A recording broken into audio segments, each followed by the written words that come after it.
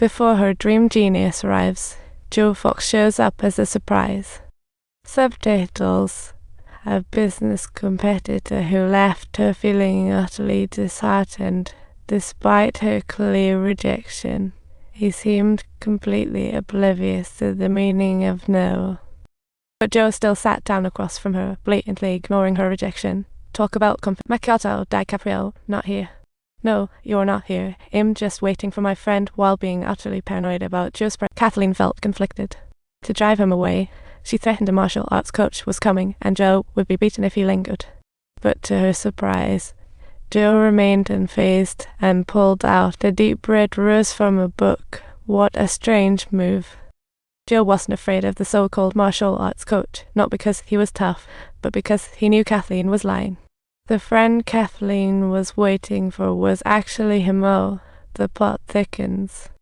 In business, Joe had a sharp nose, and in less than 2 months, he built the biggest library in town.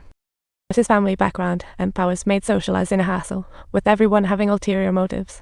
He chose a social platform that allowed anonymity for genuine connections, but little did he know the person he chatted with most often turned out to be Kathleen, the owner of a struggling bookstore. Plot twist.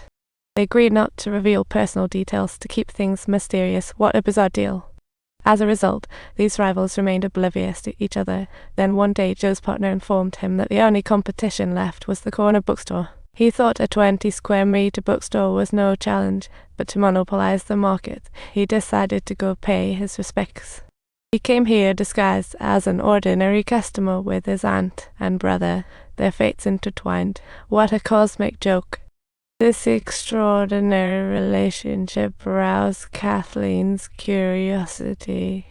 Could there truly be such a coincidence? Joe quickly picked up on this and explained that the little girl was his grandfather's daughter. Don't ask. It's just a coincidence. I'm his grandpa's brother.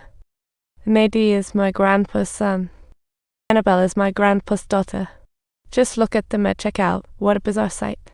The cashier sighed. With customers like you, we will never go out of business because of Fox Books. Fox Books belongs to my grandpa. He loves discounts, but don't tell anyone. There's nothing to be proud of. That's amazing. Can you say fox? Can you say dog? Affiliates. Looking at this animal book, it was clear everyone harbored hostility towards Fox Books' rise. To avoid unnecessary trouble, he hurriedly checked out and left with the 2 kids, like escaping a battlefield. With the launch of budget-friendly deals, all the customers who used to go to the corner bookstore flocked here. Kathleen was feeling down when she heard about a party nearby, filled with big names in the industry. If lucky, she could network with a few big shots and perhaps change her bookstore's fortune. With the determination to save her bookstore, Kathleen attended the party, but little did she know. Joe Fox, the proprietor of Fox Books, arrived at the cocktail party as a prominent figure, yet she remained completely unaware of his true identity. She thought, I remember you, hi, how are you? But Joe knew better. Fearing exposure if someone approached her for a toast, she quickly made an excuse and slipped away. As one of the main characters at the party, hiding her identity was nearly impossible. I can't believe you mentioned someone named Joe Fox. Joe Fox. He'll fix everything. Deceived and furious, she marched up to Joe Fox, ready to confront him. Fox. Your last name is Fox, F-O-X. Her worst fear came true. But since she was exposed, she didn't bother to argue and just took the teasing. How awkward. He took all the coffee. There were decorations.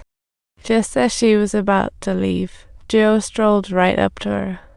Joe claimed he had acquired all the sales records of the corner bookstore, sending chills down Kathleen's spine. The bookstore was inherited from her mother, holding all her childhood memories, so she had to be on high alert. Faced with an unprecedented crisis, Kathleen thought of seeking help from the identity-hidden friend. But due to their earlier agreement to keep things private, she only mentioned she was bullied by a jerk. Oblivious to her identity, Jo took a long time to encourage Kathleen and even supported her in striking back. Inspired, Kathleen became full of confidence and began to rally customers, relatives, and friends to protest with signs. What a spectacular scene.